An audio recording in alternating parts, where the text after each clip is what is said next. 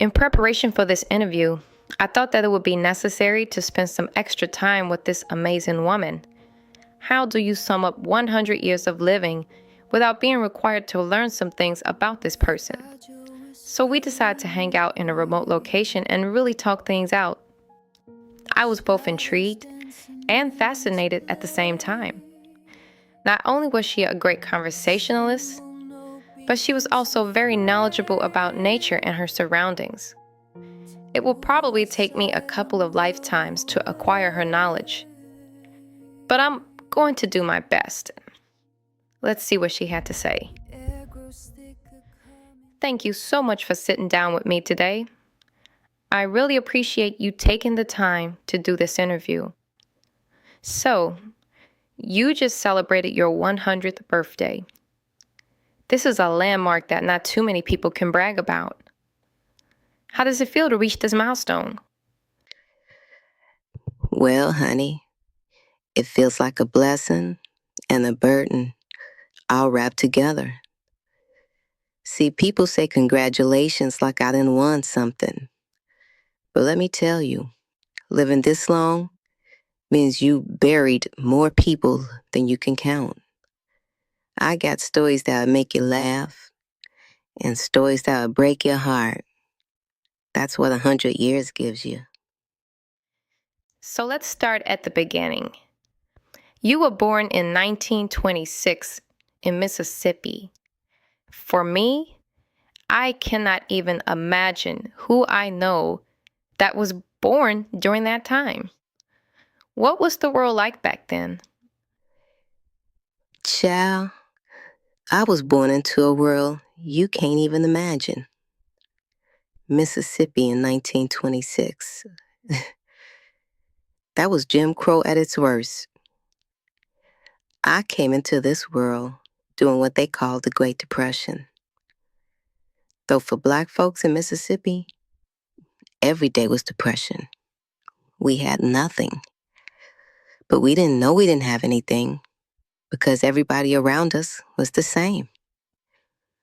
My father worked in the fields from sunup to sundown.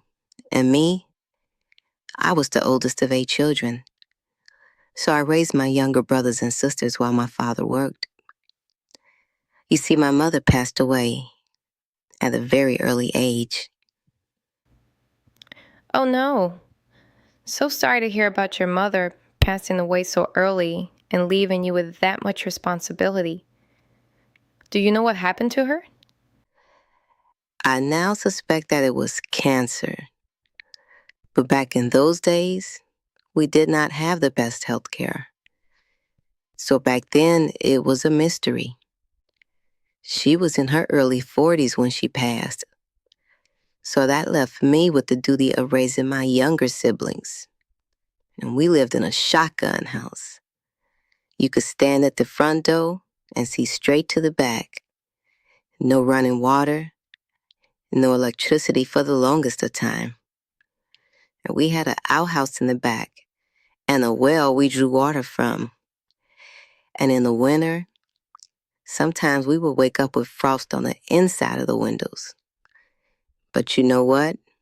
We had love, and we had each other, and we had hope that things would get better.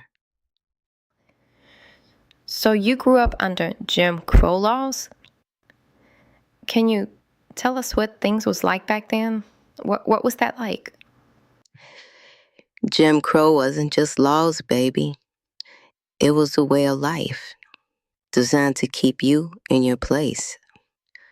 We had separate water fountains, separate bathrooms, separate schools, and ours were always the worst.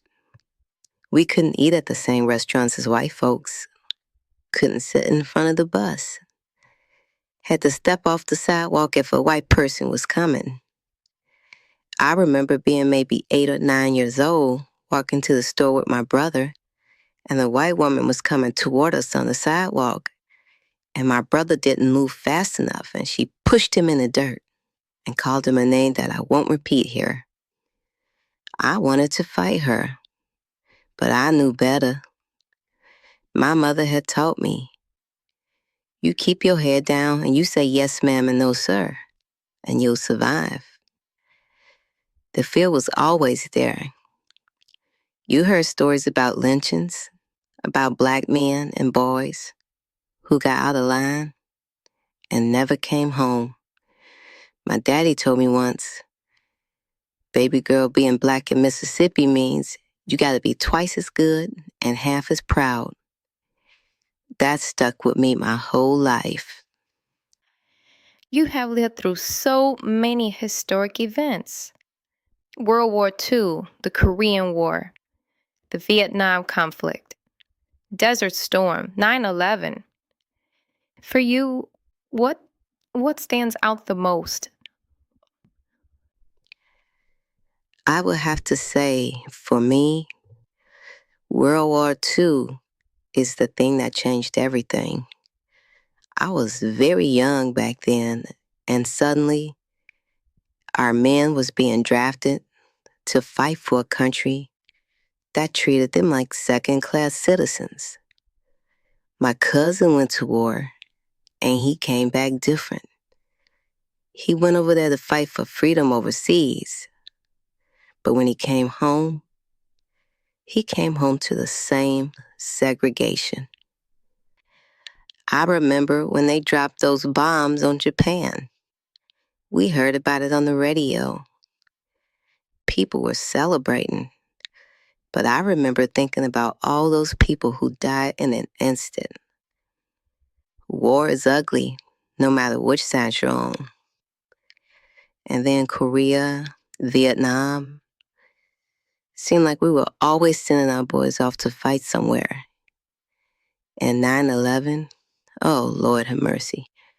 I was sitting in my living room back in Indiana, watching those towers fall on TV. I couldn't believe what I was seeing. After living through so much, I thought I'd seen everything. But that day showed me evil doesn't ever go away. It just changes its face.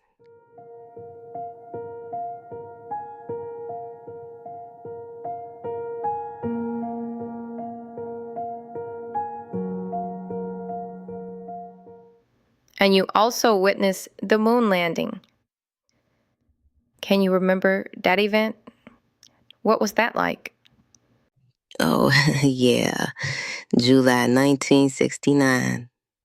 I was 43 years old, and I sat in front of that little black and white TV with my husband and my children, watching a man walk on the moon. Can you imagine? I was born when people still traveled by horse and buggy in some places. And here I was watching a man walk on the moon. I remember my husband telling me, we're living in the future, baby. And we were. It made you feel like anything was possible. If we could put a man on the moon, maybe, just maybe, we could figure out how to treat each other right here on Earth. And then you lived to see the end of Jim Crow and the election of the first black president. Tell me how those moments felt. When the Civil Rights Act passed in 1964, I was 38 years old. 38 years of living under Jim Crow. And suddenly, well, on paper at least, things were supposed to be equal. But laws on paper don't change hearts, baby. It took years for things to really shift. And even now, we're still fighting some of the same battles. But Barack Obama, that was something I never thought I would see. November 4th, 2008. I was 82 years old, and I voted for a black man for President of the United States. When they announced he won, I fell to my knees and thanked God. I thought about my parents. about all the people who died fighting for that moment. I wish they could have been there to see it. My granddaughter called me that night crying happy tears. And she said, "Grandma, we did it." And I said, "Baby, your ancestors did it. We're just here to witness the harvest." I must say that those are some really incredible events that you have lived through. And the fact that you're still here to talk about those things is simply amazing. Let's take a moment to talk about your personal life. You were married for almost 50 years. Tell us about your husband. Oh yeah, James. My James. We met when he was 20 and I was 21. He was the most handsomest man I ever seen, with a smile that could light up a room. We got married in 1947. I'll never forget it. And we built a life together. It wasn't always easy, and Lord knows we struggled, but we had love, and we had 2 children, and we worked hard, and we saved what we could. James worked in the steel mills in Gary after we moved up north. It was dangerous work, but it paid better than anything that we could ever get in Mississippi. And we made it to our 49th anniversary, 49 years. And then the cancer came, pancreatic cancer. They told us he had maybe 6 months, but he only lasted for 4. I had to watch the strongest man I ever knew waste away to nothing. He died at 70 years old, and I was 71. Child, I thought I was gonna die right there along with him. You don't get over losing your husband of almost 50 years. You just learn to live with a hole in your heart. Hell, I'm 100 years old now, and I still reach for him in the night sometimes. Still expect to hear his voice calling me from the other room. Wow, what an amazing story. You guys must have had an incredible life together. Now, I know you also lost your son. That must have been really difficult. Do you mind talking about that for a minute? Losing a child, there's no pain like it. Don't matter if they 5 or 65, they still your baby. My son, he made some mistakes, got mixed up with the wrong crowd, and ended up serving 16 years in prison. Those were hard years. Visiting him behind that glass, seeing him in that orange jumpsuit, as a mother, you start to blame yourself. You wonder what you did wrong, what you could have done differently. But when he got out, he was trying. He really was. He got a job, he stayed clean, and was rebuilding his life. And then at 65 years old, his heart it just gave out. A heart attack, gone in an instant. I was 95 when I buried my son. No parent should have to bury their child. It goes against the natural order of things. I remember standing near his grave thinking, I am 95 years old. Why am I still here where my baby is in the ground? And people say that time heals all wounds. That's a lie. Time just teaches you how to carry that weight. Wow, what a story. You must be an incredibly strong woman to have endured all of that. Now, can you please take a moment to tell us about your daughter? Because you also lost her right after you all moved to Florida. Is that correct? Yes, that was only 2 years ago. I was 98 and Gary had gotten rough.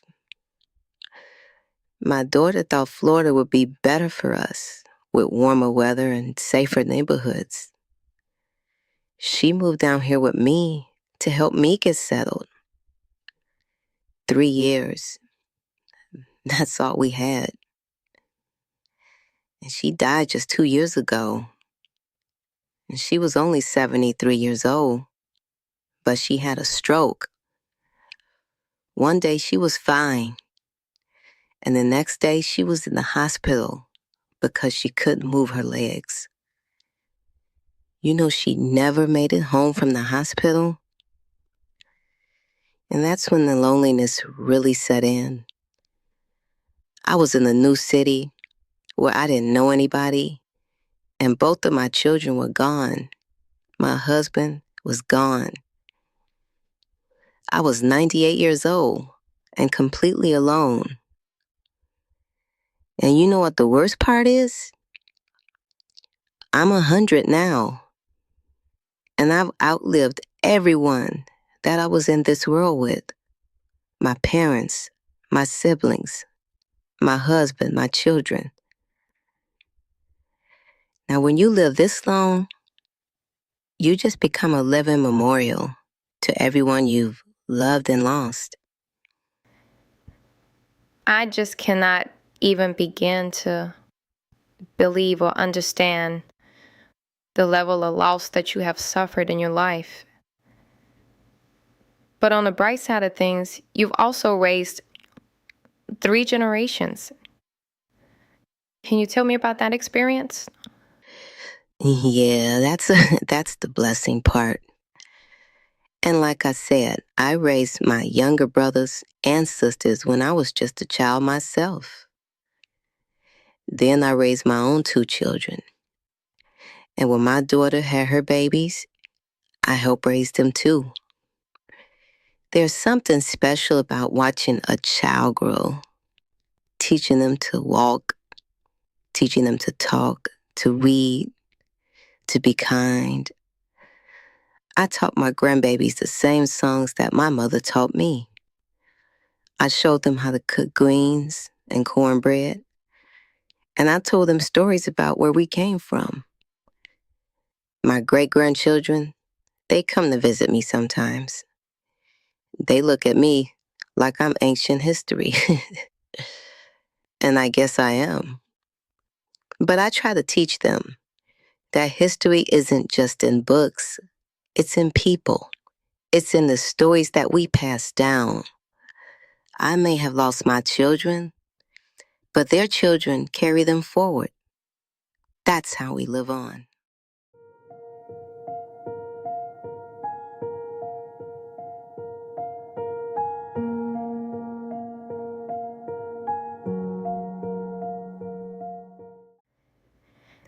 Thank you so much for sharing all of that information with me.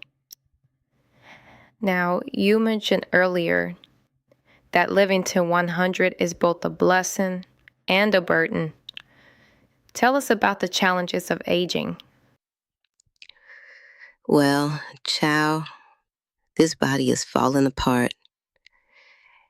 Honey, I got rheumatoid arthritis, and it makes every movement hurt. My joints and the cartilage is just gone. Some mornings, I can barely get out of bed. And sometimes it takes me 20 minutes just to stand up. I just can't do the things that I used to. I can't cook like I used to. I can't clean my own house sometimes. And sometimes it's hard to even take a bath without help.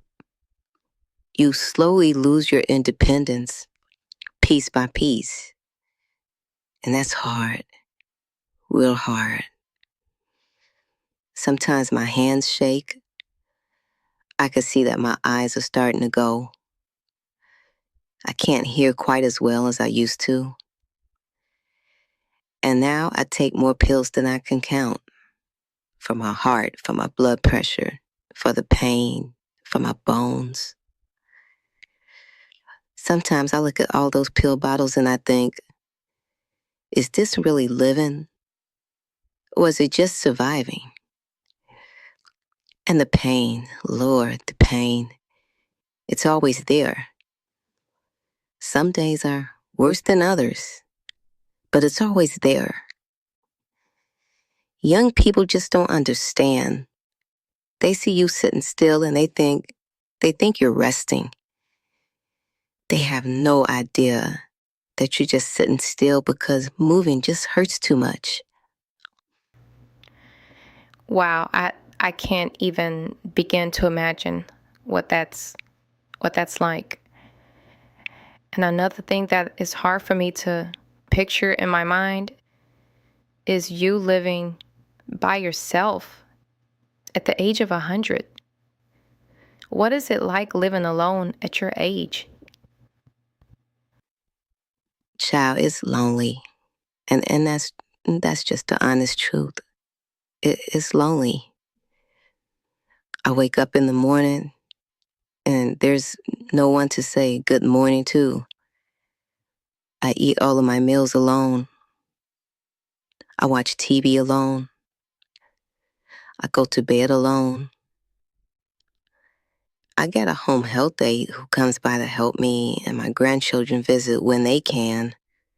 But most of the time, it's just me and these four walls. You know what I miss the most? Conversation. Real conversation. Not just, how are you feeling? But talking about life, about memories, about nothing, and about everything. My husband and I used to talk for hours. Now, some days, the only voice that I hear is my own. And I worry, what if I fall and can't get up?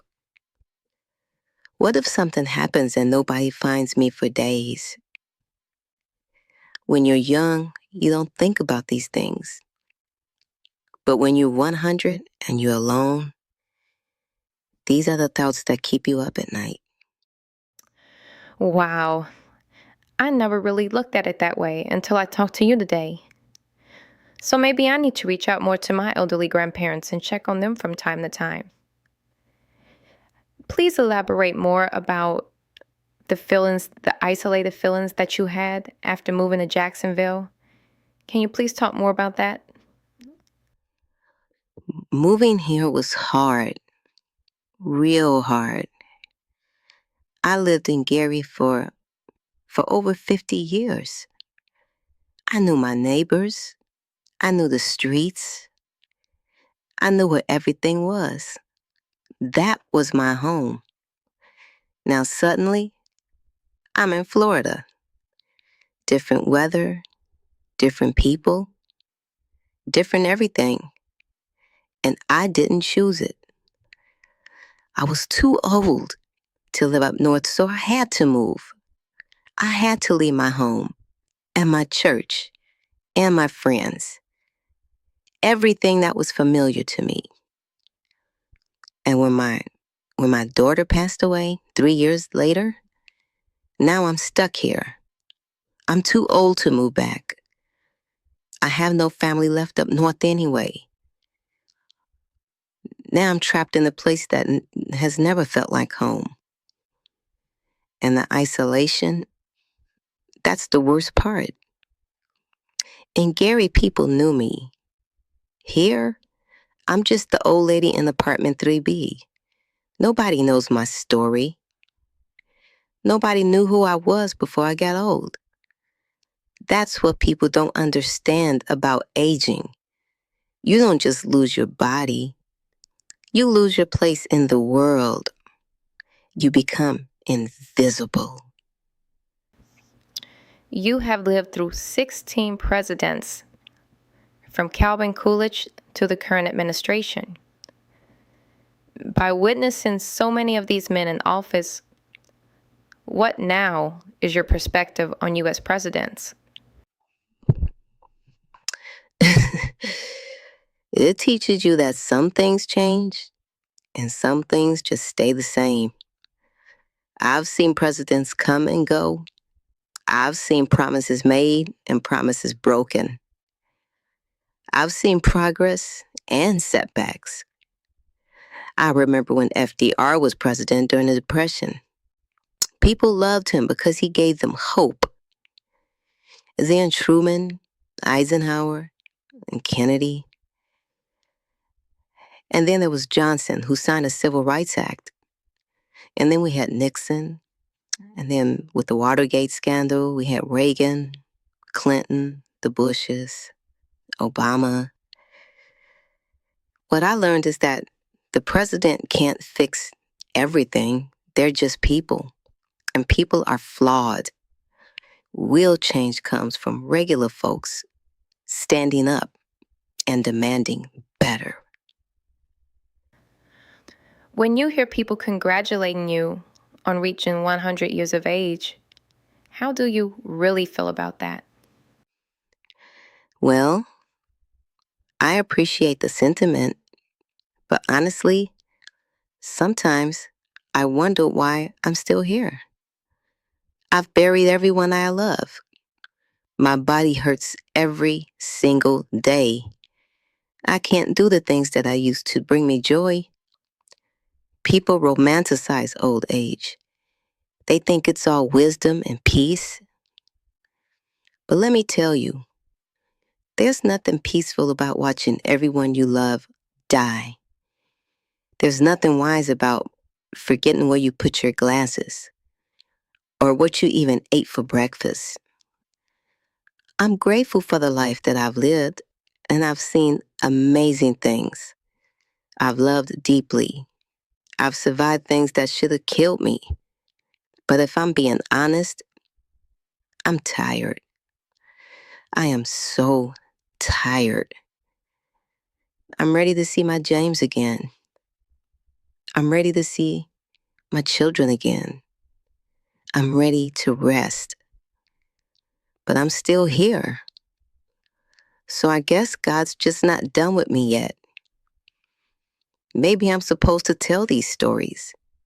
Maybe that's my purpose now, to be a witness to history, to remind people where we came from and how far we've come. I also want people to know that it's not all birthday cakes and congratulations. Yes, I've seen incredible things. Yes, I've lived through history. But I've also experienced more loss than more people can imagine.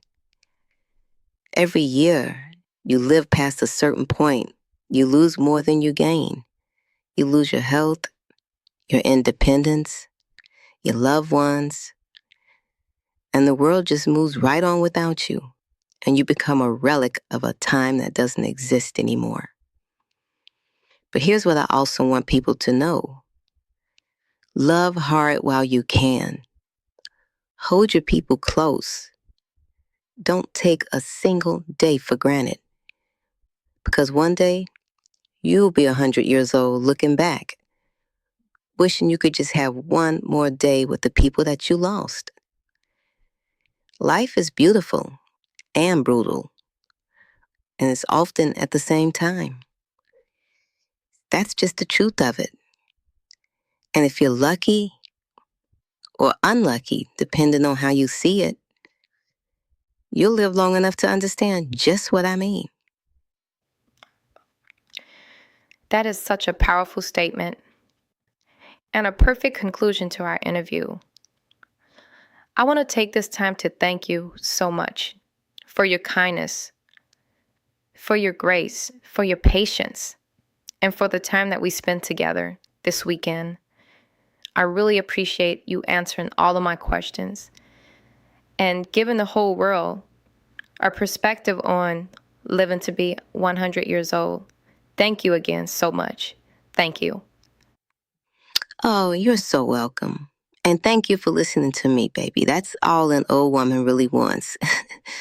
It's someone to listen, someone to remember, and someone to bear witness. So thank you in return.